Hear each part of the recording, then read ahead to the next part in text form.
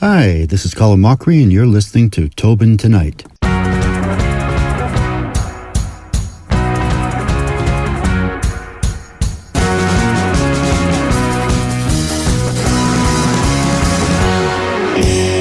First off, welcome to Tobin Tonight. Thank you very much. You grew up in Scotland. You're the oldest of three. Your dad was an airline maintenance executive. In 1964, you moved to Canada, just outside Montreal. How old were you, and what was that like? I was 6. We arrived by boat, and I remember there was one patch of ocean that we hit where everyone got seasick. It was just vomit everywhere. That's my earliest memory of coming to Canada. Okay. And then 5 years later, it was off to BC. What prompted that move? I believe my parents were feeling uneasy about the unrest that was happening in Quebec. There had been bomb threats at our school. I think that was part of the reason they wanted to get out there. What was life like on the West Coast? It was great. I mean, Vancouver is a beautiful city, lots of water. The weather, sometimes gets a little too rainy, but that was, especially during my teen years when I was filled with angst, that was perfect weather for me. It was a great place to grow up. I had a lot of friends there, still have a lot of friends there. It really is my home. We know you've been on the West Coast. Have you ever gone all the way to the east to Newfoundland? Yes. About 7 years ago, we took a family vacation there. So we spent 2 weeks in Newfoundland, went to Trinity Bay. And again, a beautiful place. The people are just magical, lovely people. So, yeah, I guess I've been all around this great country. What was maybe your best place to stay? Like, if you were to retire in a place in Canada, where would you go? I would probably go Vancouver. I'm a big fan of the ocean and mountains, and I feel really comfortable in that sort of environment. So I think that's a place I would... talking my wife into it may be difficult, but that's where I'd love to go. It's interesting because, people know you from Whose Line Is It Anyway, 22 Minutes. I read that neighbors used to call you shy. You even proclaimed yourself as a loner. Why did you feel that way? I was a very quiet kid. I mean, I was a bookworm. My life basically was just reading all the time, kind of kept to myself. I was quiet. I had a small group of friends. And it wasn't until grade 11 where one of my friends dared me to try out for the school play. I did.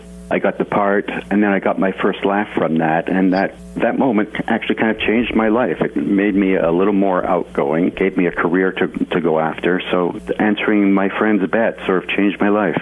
I'm interested in that because I kind of felt the same way when I was in high school. And even growing in junior high, I kind of stuck to myself, didn't really have a lot of people to interact with, but now I find that anything I can do to get a laugh, it kind of feels like people come to you or they want to be around you a little bit more. Is that what kind of drew you to when you first got that laughter, that, hey, this is something that I can kind of build a relationship and friendships around? I don't know if I thought about it that clearly. It had been like I became addicted to some sort of drug. Immediately when I got that first laugh, I thought, no, this is what I want all the time. I want just to have that feeling. And I guess it wasn't until later that I realized that people love to hang around funny people who make you laugh. Who doesn't want to hang around that? It wasn't until later that I realized the power of comedy. Speaking of comedy, once you graduated your high school, you were valedictorian, something that I haven't accomplished, so there's one thing you already have on me. But tell me about your time at Studio 58. Studio 58 is, I would say, probably the leading theater school in Vancouver. What I loved about it were all the classes were taught by working actors. So you not only got their experiences in the profession, but you also got a chance to hear what it was really like as an actor's life, the auditioning, the self-doubt, all that stuff. Again, it was a tough time for me my first year till I sort of became more relaxed and less fearful, and then the last couple of years were really a good time for me. I learned an awful lot. I learned how to deal with audiences. I learned how to work with people. That was a really good place for me to be at that time. And what made it a tough time to begin with? I think I was still shy, and I was coming out of high school. I was like 17, very quiet. I was sort of fearful. It wasn't until I learned that well, if I'm not doing anything, I'm not going to go anywhere. I got to push myself, and it may scare me, but if I don't do that, I'll never learn about what I can or cannot do. So it took me a while to figure out, no, I'm just going for this. I'm just going for it. I don't care what people think. I just want to get that experience. You mentioned about being able to work a crowd and work the audience. Can you kind of elaborate on that, like the skills you learned? I didn't become very proficient at it until I went to Second City. When we do the improv set, sometimes while people were setting up for a scene, if you were introducing, they would say, just stall for a while. And I made a point of doing those stalls because they scared me. I didn't feel comfortable talking to the audience. So I did it as much as I can until I felt more comfortable, found ways to sort of make them laugh, do a little bit, until it became sort of my favorite thing in the show was to interact with the audience.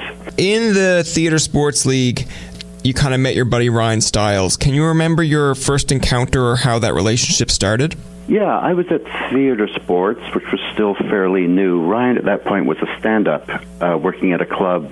Punchlines? Punchlines, yes. And a mutual friend of ours was asked to start this improv troupe at Punchlines, so Ryan was involved.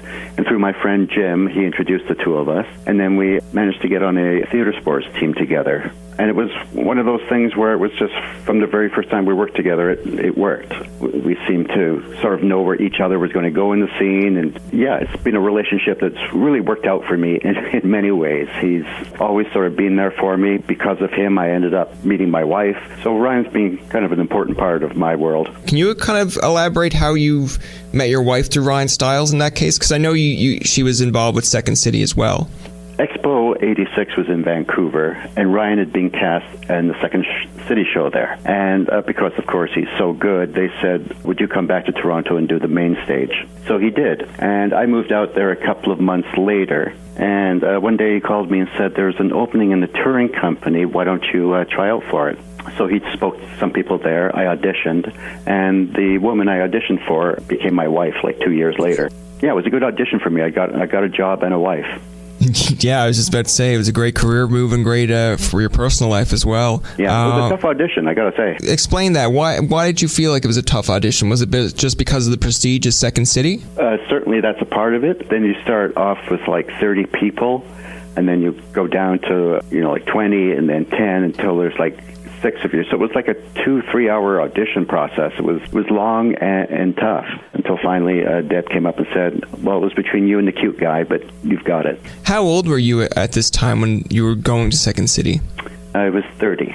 30, okay. Do you feel like that was a little bit late in a career to do comedy at 30, or do you think like that's around the peak age? I think it was a good time for me to be at Second City because I'd been working enough to know what the job was. Also, I was fairly confident in what I was doing, so I didn't have to worry. A lot of the younger actors that go into Second City, especially if it's their first job ever, there's a lot of pressure to put up a show and to work with people you've never worked with before. But I felt fairly confident in my abilities and how I could work with people. Yeah, I was also lucky I had a really good cast that I could work with, and I think we're all around the same age. We were a more mature cast than what Second City usually has. So it also helps when you're writing a show too. You have a bit more of a mature point of view, and different things affect you than would affect younger people, things you want to write about. Scenes from a Hat. This is for all 4 of you. Scenes from All-American Hat. Confusing battle cries. Get my brown pants!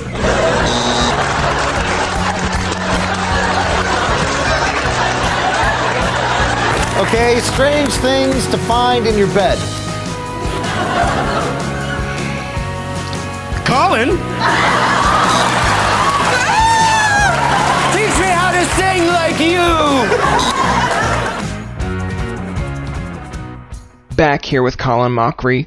You just heard a couple of clips there from Scenes from a Hat, one of the games that they play on Whose Lines It Anyway, one of my all-time favorites on the show. Colin, I heard that you loved that part, you loved playing that game, but you weren't too fond of the hoedown. Explain. Tell us. Why not a fan? I like the Scenes from a Hat because it was, very short scenes that really kind of sparked. It's almost the Twitter of Whose Line. You've got to get your joke out there in 140 characters or less. So I like that sort of, the quickness of it, how we didn't have a chance to plan things, or there wasn't a lot of gimmick to the scene. It was just us being quick-witted, which I enjoyed. And hoedown, I don't think I'm alone with the hoedown thing.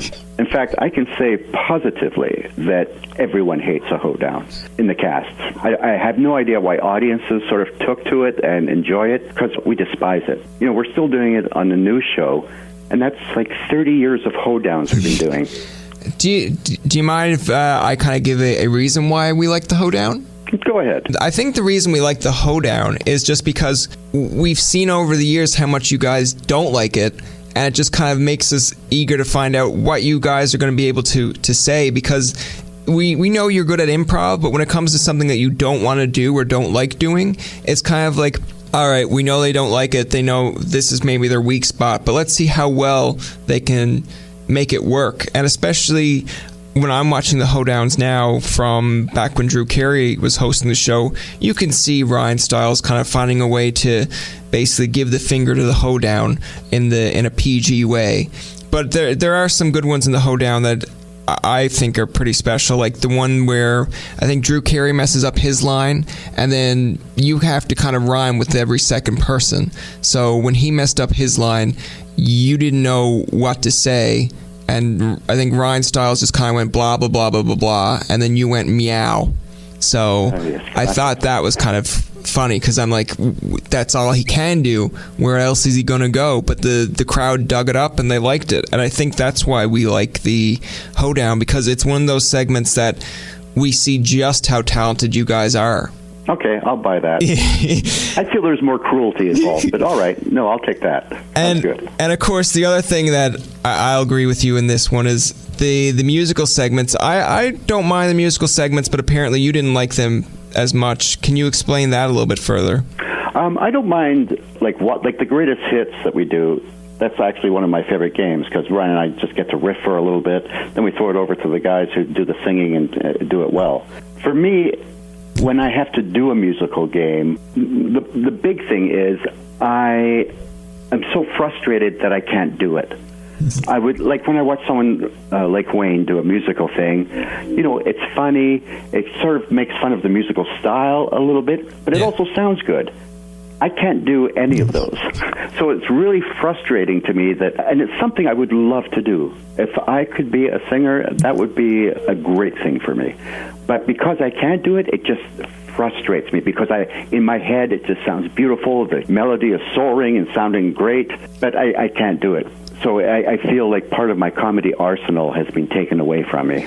Yeah, I get that. I mean, I remember the one time that he actually had you come up and sing with him. The crowd was into it, but I remember at the end of it, you kind of yelled out, "Teach me how to sing like you." And I was like, I understand that he wants to learn he wants to be able to sing, but he does so many other things well on this show that it evens out. Like, you can do the greatest hits, you do the weird news anchor well, Scenes from a Hat is also one of my favorite things that you do. It seems like if that's the only thing that is the downfall, or something that you don't think you're good at, I think it evens out when you're good at like 5 and 6 other things. You're really doing wonders for my self-esteem. I think part of it also is, it's a human thing to go sort of obsess on the thing you can't do. You sort of take for granted, it's like, okay, I can do that, but why can't I do this? Why? It seems so easy when other people do it. I think that's the frustrating part. I mean, I've certainly gotten better at singing over the years, and I will never be in the class of, Wayne or Brad or Chip. Now I'm feeling confident. I figure, okay, it's not going to sound great, but I think I can get some good lines in. The one thing, actually, while we're still on this, is you mentioned about strengths and weaknesses. Can you kind of give us what your opinion is, some of the people's strengths on that cast, what they were good at, and what you think they didn't do so good at? Okay. Well, this is going to cause problems, I can tell. Okay, well, Ryan, let's talk about Ryan. He doesn't really have... I'm trying to think of weakness, because he can sing, and he can be funny while he's doing it. I can't even think of one. Well, that makes sense. Canadians are perfect, right? Yeah. Yeah, he's not really Canadian. Depending on where he is, he pushes he's American or he's Canadian. He's just trying to get the best of the audience. So the other one, of course, we know that Wayne Brady is a good singer, and he does pretty well Scenes from a Hat. But what area, and again, you don't have to mention it, it's just something I thought would be kind of funny to say. What area do you think that he could do a little bit better at? Let me think. God, you know what? I can't answer that. That's fine if you can't answer. I mean, you guys are buddies, and who knows? You never know who's out there listening, and he might come in one day and say, "Can't believe you said that," and then it'll come back on me. Yeah. The beauty of this cast is that any night, any of us can be the best, and also any night we could be the worst. You know, you have your ups and downs. You can't be 100% every show. I would say probably our weaknesses would come from being a human, like being tired or being a little sick or just for whatever reason not having it that night. So it's never about skill level. You've had multiple hosts in the process of the show. You had the British host, you had Drew Carey, now you have the one that's on the CW. What do you think that each one brought to the game itself? Well, starting off with Clive, our English host, he was sort of your stereotypical English guy, very smart, very witty, very sarcastic, and he sort of set the template for the host, I think. And he certainly got much more relaxed with it as the years went on. If you watch his first couple of shows, he's really stiff and tense, but then he kind of lightens up and sort of finds his way into what the host is. So he sort of set the template for everyone that came after. The thing about Drew is so stereotypically American, and he brought sort of an but he loved the show. He loved watching it, and I think the audience caught on to that and really enjoyed it. You know, he certainly gave as good as he got insult-wise on the show. There was a nice bantering feel. It really felt like sort of a green room of comedians trying to top each other. And Aisha brings just sort of this cool new energy. You know I was worried when we first started, not because of her abilities, but I thought, well, what am I going to make fun of? Yeah. She's this cool, beautiful black woman who loves technology, loves everything nerds love. What is her weakness? And it took us a couple of shows, but we found it. So at the end of the show, there's obviously a winner, even though the points don't matter. How do you find out who the winner is? I don't know. Someone has actually watched all the shows and calculated the points that we all had. Oh, nice. Is that nice, though, or is that a cry for help? Hard to say. I think a little bit of both, but I think if they're a passionate fan, it's something like you said, it's just is in their back of their mind, and they need to know. Yeah. The points were never important. They were always just used as sort of an editing point for the producer. Because as he's watching the show, he is sort of editing it into 3 different shows. And so sometimes they just say, okay, I'm giving you each 1,000 points, but you don't really know what game it's alluding to. Yeah. It could follow Greatest Hits, but it actually wasn't. It's just somewhere to sort of stick the games together, a little segue. Okay. So it really had no importance at all. Yeah, because I've noticed when I'm looking at YouTube, there could be 2 different Scenes from a Hat. You could be watching Scenes from a Hat number 30 and Scenes from a Hat number 60, and you're kind of the same ideas are being thrown out of the hat, but it's just a different setup.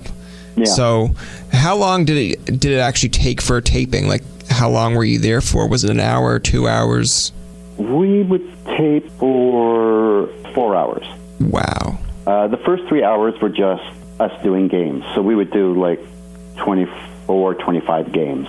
Okay. And then the last hour is the producer sort of editing as he goes along. So Aisha will do a couple of different introductions.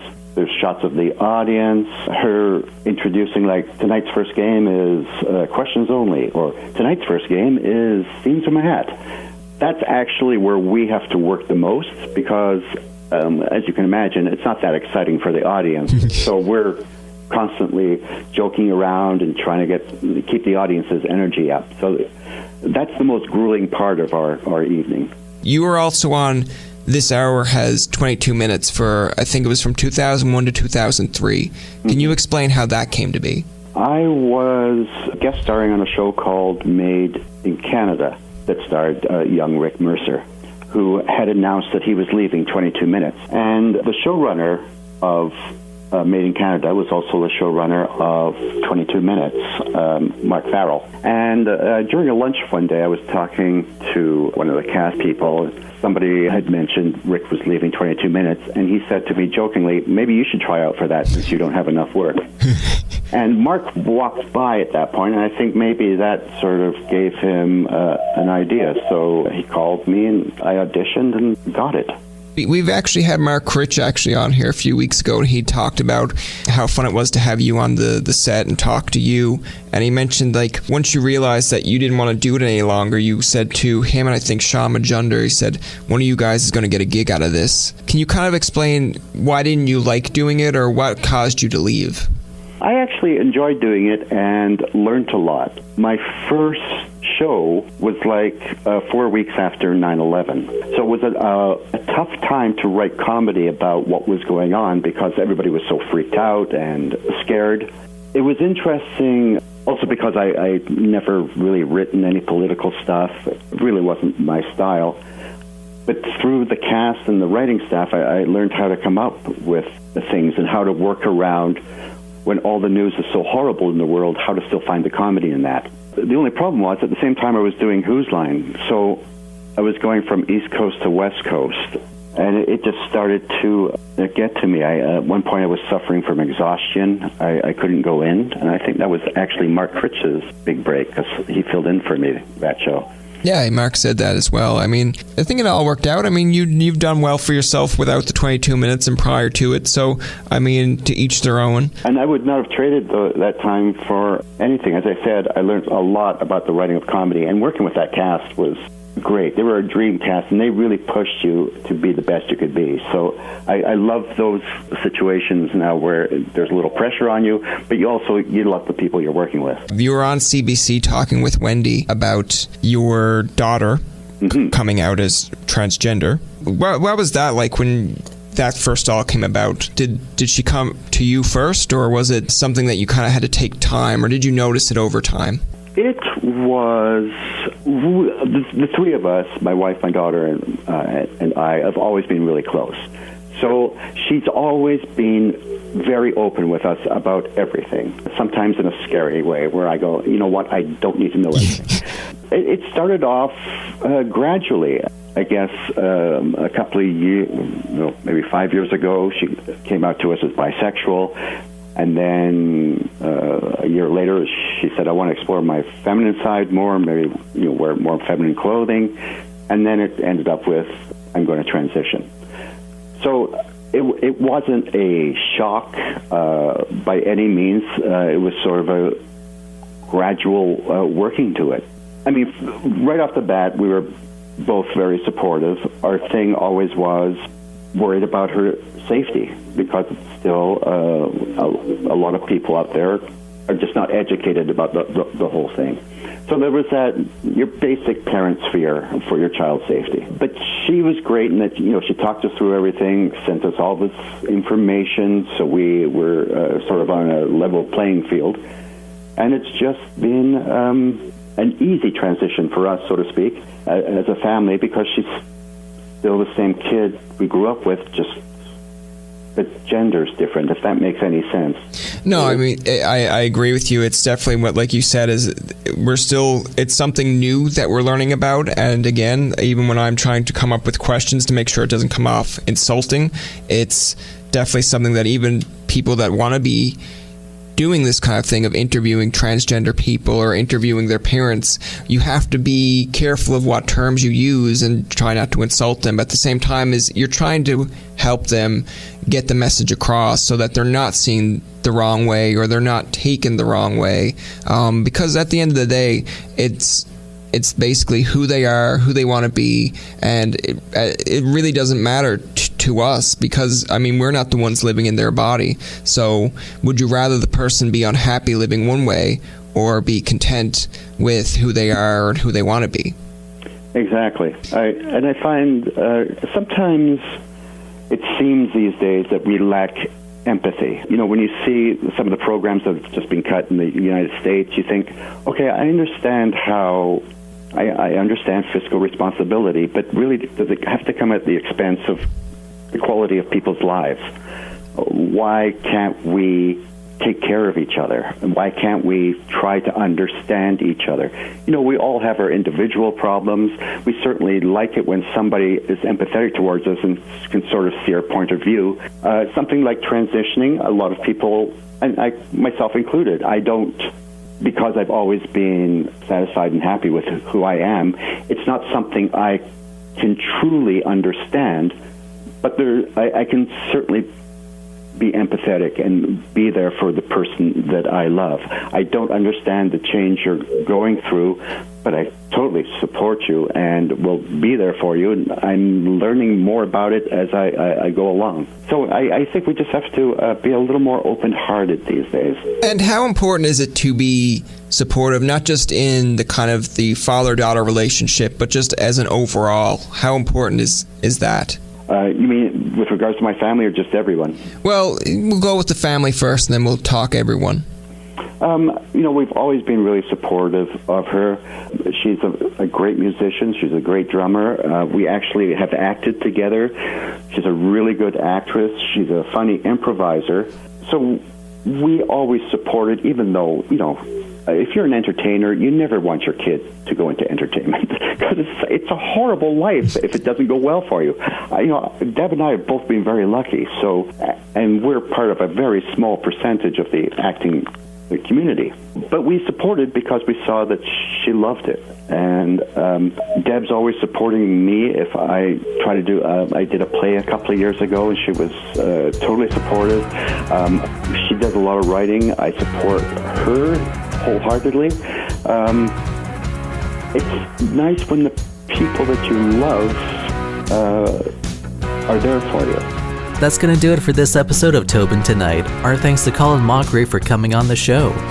Remember, you can find past, present, and future episodes on TobinTonight.com, Spotify, and iTunes. Follow us on Twitter, like us on Facebook, and leave a comment or two.